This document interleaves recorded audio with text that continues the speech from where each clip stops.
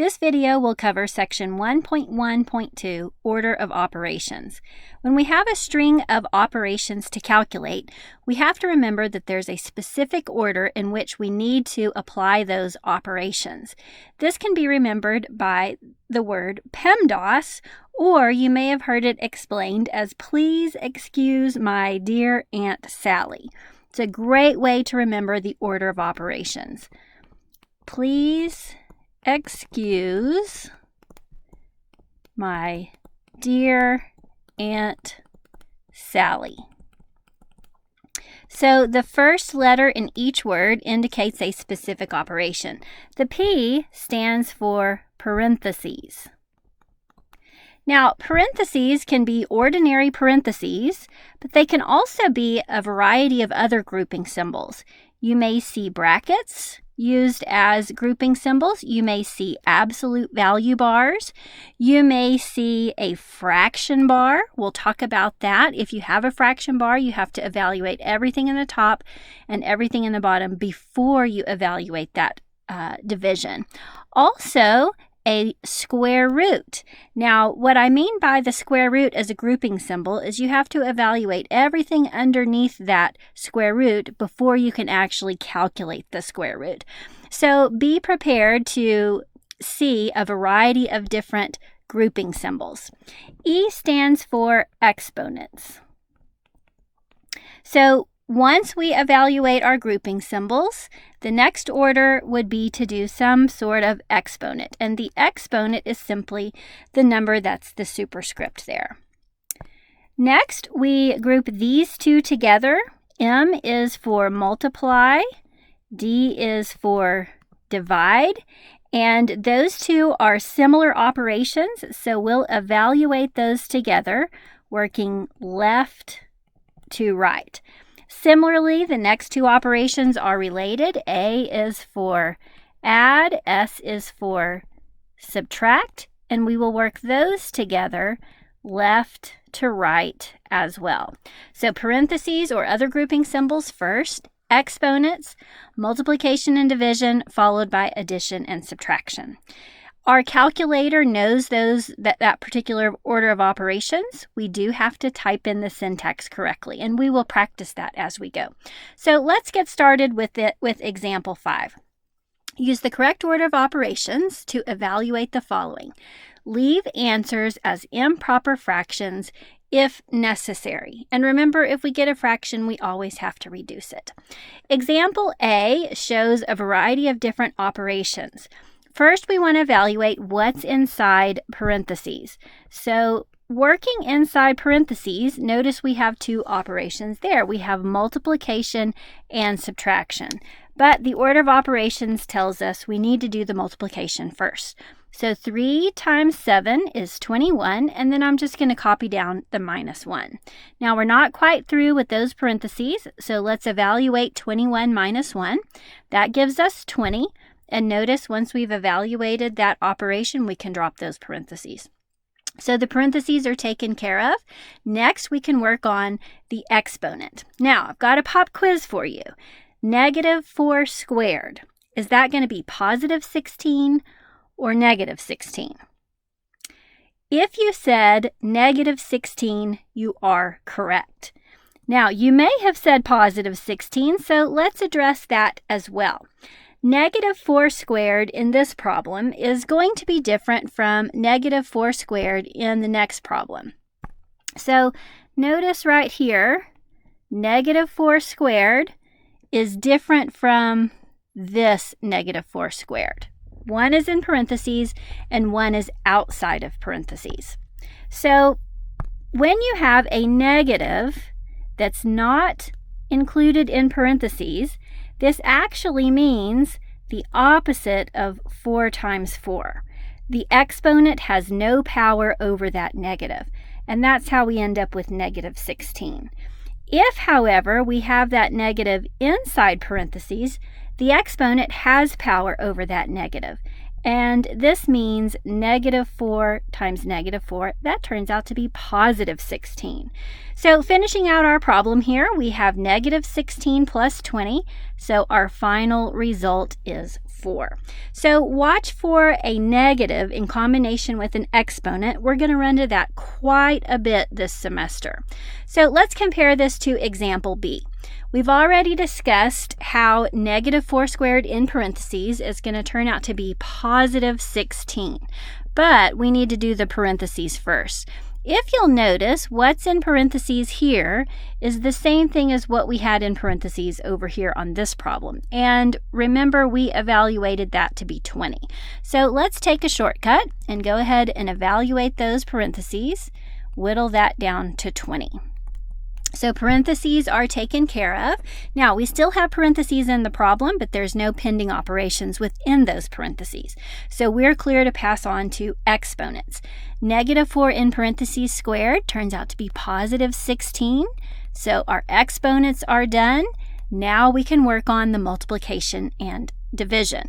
All we have here is multiplication. So let's evaluate 2 times 20 to get 40 and 5 times 6 to get 30. Finally, we can evaluate our addition and subtraction together from left to right. You can do it all at once, or you can do 2 at a time. I'm going to start with these two. 16 plus 40 is 56. And then I'll subtract 30 on the next step to get 26. Now, anytime you have a string of operations to calculate like this, it is important that you know how to do the operations, but it's also important that you know how to correctly enter this into your calculator. So first thing I want to point out here is you've got 2 negative or minus buttons on your calculator. You've got the ordinary minus operation that goes with your add, subtract, multiply, divide. And then at the bottom of your keypad, you have a little negative in parentheses. That's the negative sign. So make sure you know the difference between those. To evaluate negative 4 squared from example A, I'm going to type the negative in parentheses for the sign, 4, and then we can type our x squared button, and that will square the 4. And then we're going to add this to, open parentheses, 3 times 7 minus 1, close parentheses, and we're good to go. We did get the right answer on that one. So let's check our other one as well. So when we type this one in, we have to start with our parentheses. Our negative 4 this time is in parentheses. That means it's going to get squared to become positive 16. Then I'm going to type the rest in just as it's written in the problem.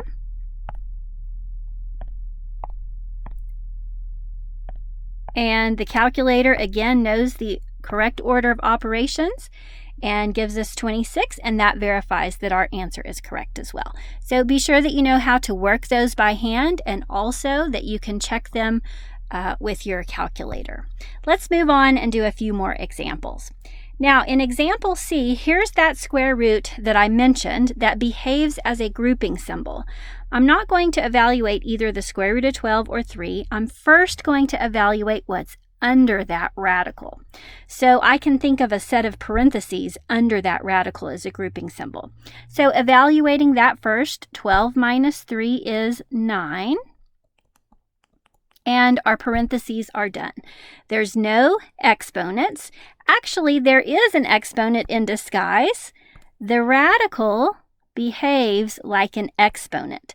So at this point, I can go ahead and evaluate square root of 9 to get 3. The square root is actually a 1/2 exponent, and we're going to be reviewing that later in the semester as well. Next operation we can do is the division. So 21 divided by 3 is 7. And then we can evaluate addition and subtraction from left to right. 3 plus 7 gives us 10, and 10 minus 1 gives us 9. Let's go ahead and type that into our calculator so you know how to correctly evaluate a square root. Your square root button is over here above your x squared button in blue. Anytime you want to access those functions above the buttons, first press your second key and then your x squared button, and that will put the radical on your calculator home screen. We'll type in our radicand. Remember, the radicand is the part under the radical, 12 minus 3. And then before I type in anything else, I'm going to use my right arrow key to get out from underneath that radical. Then we can type in the rest of the values, plus 21 divided by 3 minus 1. And we'll press our enter button, and that verifies that we got the correct answer. So we are good to go and move on to the next example. The next example involves fractions, and we reviewed this in the previous video, but now we know we have to do the multiplication before we do the addition. So let's look at the 1 over 20 times 4/3. To multiply fractions, we know we multiply straight across numerators and straight across denominators. But if we're paying attention, we can reduce a little bit ahead of time. Notice there's a common factor of 4 between this numerator and this denominator. So 4 divided by 4 is 1, 20 divided by 4 is 5. So we can then evaluate the multiplication. 1 times 1 is 1, and 5 times 3 is 15.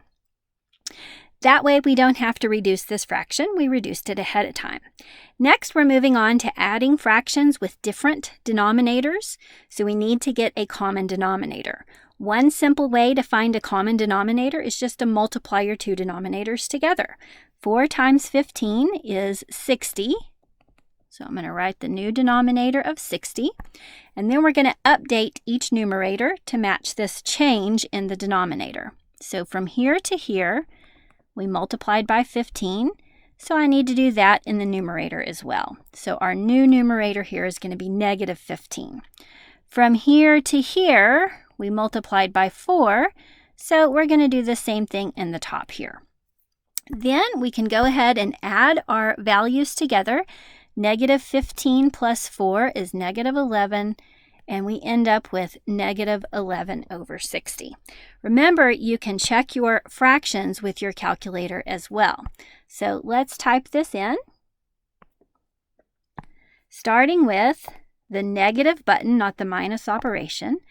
Negative 1 divided by 4 plus 1 divided by 20 times 4 divided by 3, and press enter. The calculator returns the decimal value, and we can convert that back to a fraction using our math number 1 option, and we end up with negative 11 over 60.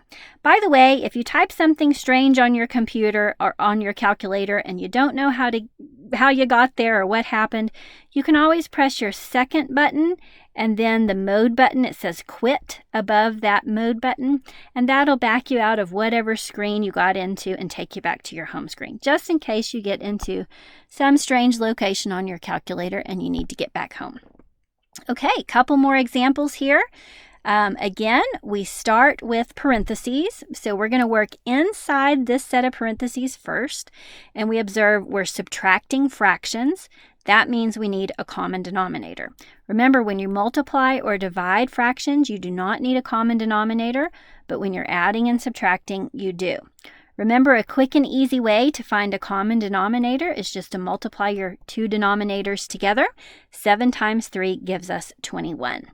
Now, looking at updating each fraction, from the first denominator to the second denominator, from here to here, we multiplied by 3, so we're going to do the same thing here as well. I'm going to remove those lines, make sure we can see this clearly. So because the bottom was multiplied by 3, we multiplied the top by 3 and got 30 over 21. Similarly here, I'm going to recognize we multiplied by 7, so I'm going to do that to the numerator as well. 5 times 7 gives us 35. I'm going to copy down what we have here. Notice I mentioned at the beginning of this video that a division bar could also represent a grouping symbol. So what we need to do is evaluate what's in that numerator before we do the division. So we'll treat this as a grouping symbol and evaluate that 6 minus 1. Now, back to our first set of parentheses. Since we have a common denominator, we can go ahead and evaluate 30 minus 35 to get negative 5 divided by 21. And now we have minus 5 over 42. Next, we need to work on, there's no exponent, so we can proceed to multiplication. Now, to help us to really see what's going on with this operation right here, it helps if you'll write that whole number over 1. That way I can see I'm multiplying two fractions. I need to multiply the numerators together and multiply the denominators together. When we do that, we end up with positive 10 over 21 minus 5 over 42. Noticing here that 21 times 2 is 42. Our common denominator is 42. Now, the second fraction already has the common denominator, so no change is necessary for the numerator. But for this fraction, we multiplied the denominator by 2, so we need to multiply the numerator by 2 as well. Then we can evaluate the difference in the top. 20 minus 5 is 15. And we're going to divide that by 42. We're almost done. Hopefully you notice that this fraction is not reduced. There's a common factor of 3 in the top and the bottom. 15 divided by 3 is 5, and 42 divided by 3 is 14. I think we're going to double check that with our calculator. So we end up with 5 over 14. If I made a mistake there, we'll catch it here with our calculator. Now I'm going to go all the way back to the original problem to type it into the calculator in case I've made some sort of mistake along the way. So starting with our little negative button and 2, we can type in the problem exactly as it appears, parentheses and all, except when we get to this point right here. The fraction bar is acting as a grouping symbol. However, the calculator doesn't know that. So we have to tell the calculator, group all of that in the numerator together, and we're going to do that by putting it in a set of parentheses. So you might be wondering, well, when do I need parentheses? When do I not need parentheses? The rule of thumb is if you have an operation in either your numerator or denominator, it needs to be enclosed in a set of parentheses when you type it into your calculator. So again, if there's an operation in either your numerator or denominator, enclose that numerator or denominator in a set of parentheses to have your calculator correctly evaluate it. So notice we got 5 over 14, so we did a good job. Moving on to our next example here, the first thing that we need to do is parentheses. So inside parentheses, we're going to add these two fractions. We can think of one as 3 over 3 so that we have a common denominator. Adding our numerators together, we have 5 over 3 cubed plus 11. Now, the negative is outside parentheses, so it's just going to stand alone, and I'm going to cube that fraction. Now, what that means is I'm going to multiply it by itself 3 times, and we'll carry out that multiplication before we do any other operation. So 5 times 5 times 5 is 125, and 3 times 3 times 3 is 27. Now, we need to add this to 11. I'm going to write it as 11 over 1 to indicate we need a common denominator. Well, since one of our denominators is 1, we can use 27 as the common denominator. Now, I multiplied that denominator